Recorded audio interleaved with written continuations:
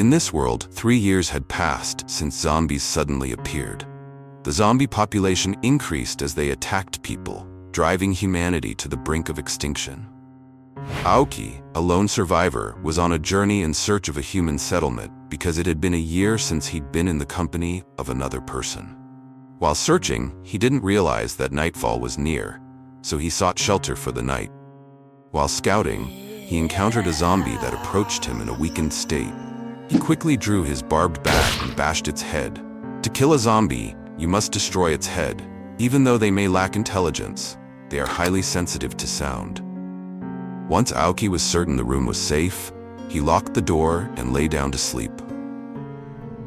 Aoki awoke to something dripping on his face. When he opened his eyes, he saw the face of a female zombie with a bloodshot left eye. Panicking, he reached for his weapon and prepared to strike, until the creature suddenly spoke and called his name. Shocked, he asked if the zombie could talk, and it responded again by calling his name. Realizing he wasn't mistaken, tears welled up in his eyes. It had been so long since someone had addressed him by name. The zombie looked at him with concern as he wiped away his tears. When she moved closer, he backed away and ordered her to stay away. He examined her.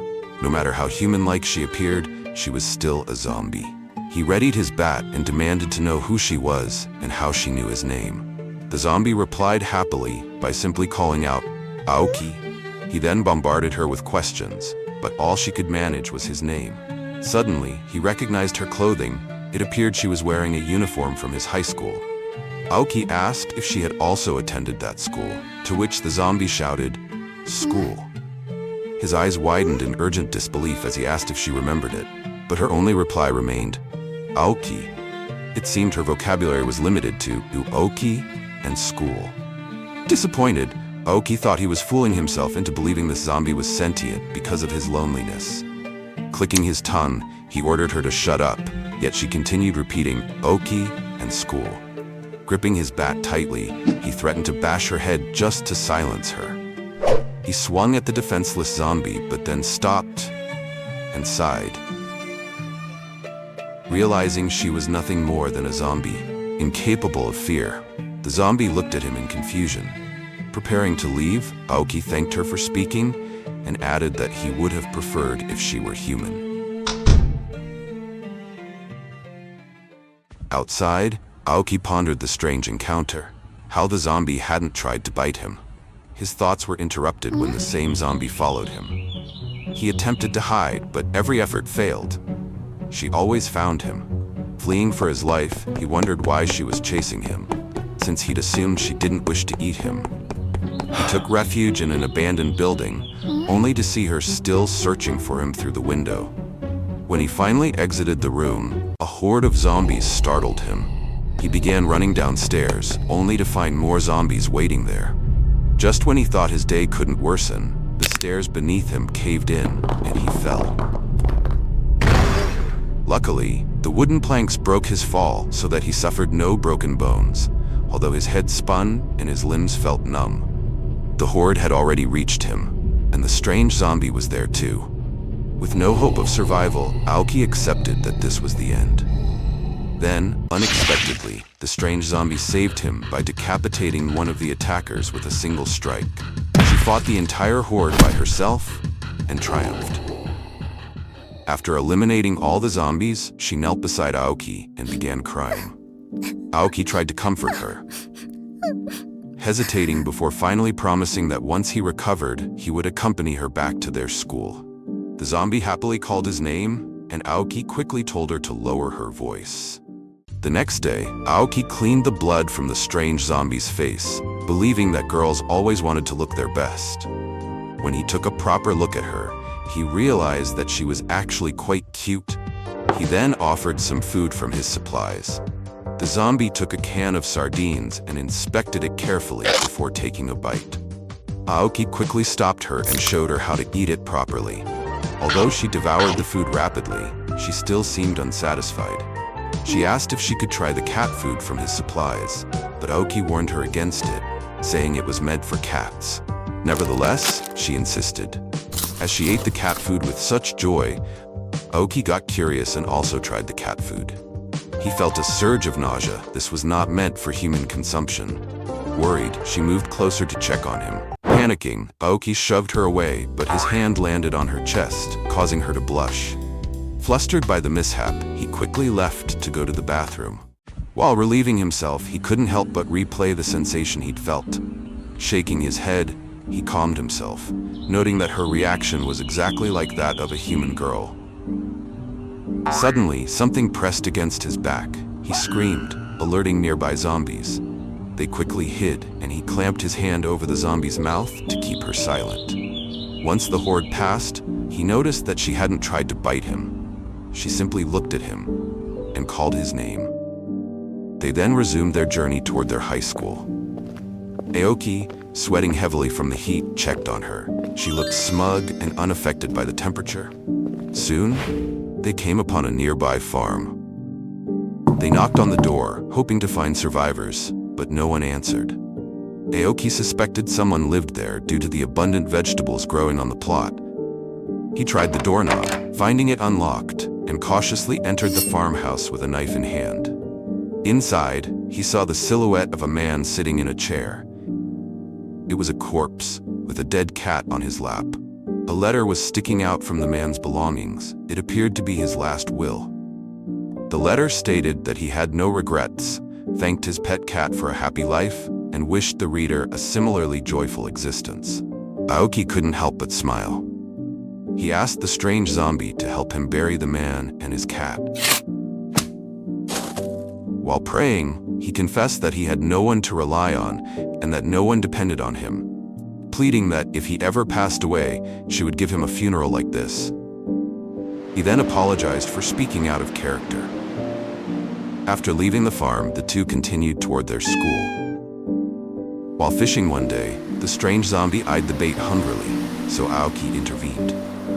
Curiosity got the better of her, and she leaned too far over the water, falling in. Aoki shouted for her to get out, warning that she would scare the fish, but she refused to leave the water. He quickly jumped in to rescue her.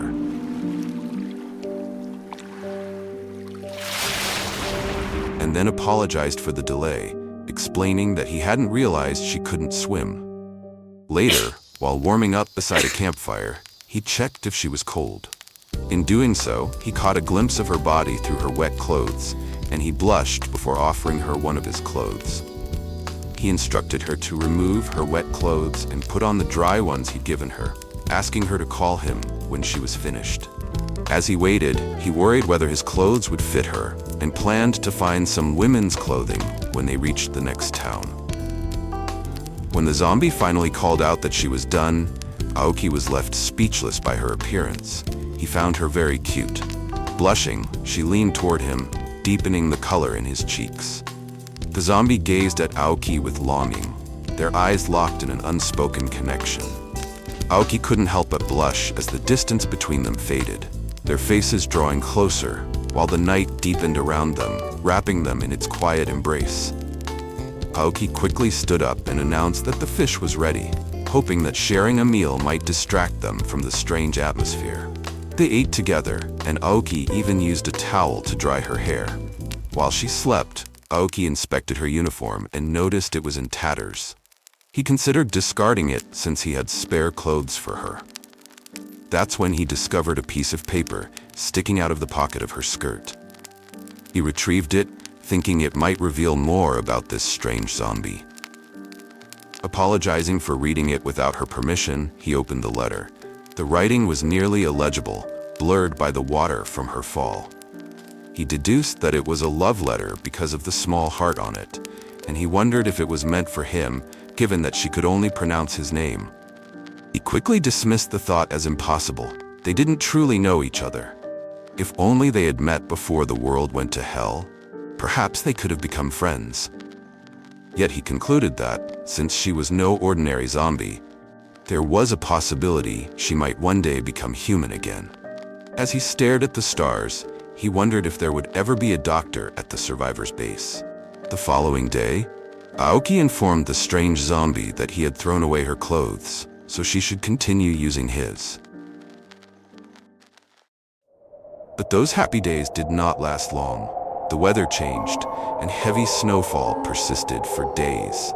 The strange zombie slipped in the snow, and Aoki rushed to check on her.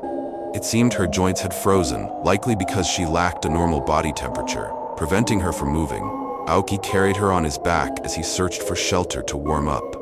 The thought of losing her terrified him, for it meant being alone again. They managed to find a cave for refuge. Aoki started a fire and gently wrapped the zombie in a blanket, hoping to warm her up. As the flames flickered, casting a soft glow around them, they sat together in the quiet comfort of the cave, passing the time in each other's presence. And the zombie's presence became something Aoki could not bear to lose. Eventually, the snow stopped, birds began singing, and the sun shone again. The zombie could finally move as the climate warmed. Aoki told her there was something he needed to discuss. He asked if it would be all right to give her a name, something to call her by. He chose Liv, which means to live. Aoki then told Liv that she could just think of it as a nickname if she wanted. Liv looked at Aoki's smiling face, a look that reminded her of the past. Then she uttered the word, senpai. Suddenly, a gunshot rang out. As Liv's body fell, she whispered, "I love you." Aoki's eyes widened at the sight before him. Liv's red blood seeps into the white snow. He struggled to comprehend what had just happened until someone called him. Another survivor who had shot Liv approached him. Claiming he had nearly been bitten, furious, Aoki grabbed the man's shirt and demanded, "What'd he just do to Liv?" Drawing a knife and ready to slit his throat, the survivor explained that he had just saved Aoki's life from a zombie. But before the situation could escalate further, someone struck Aoki on the back of the head. As he began to lose consciousness, he reached out to hold Liv's hand. When Aoki awoke, he found himself at the survivor's base, his original destination. Although many people lived there, he left immediately, determined to reach the school he once shared with Liv. At school, young Aoki was seen smiling with his friends, while a female student encouraged Liv to do her best as she reached into her pocket to retrieve a letter. Liv's friend urged her to confess her feelings to her senpai by simply handing over the letter. Just as Liv began to gather her courage, a plea for help interrupted them, marking the moment when the everyday life they had known came to an end.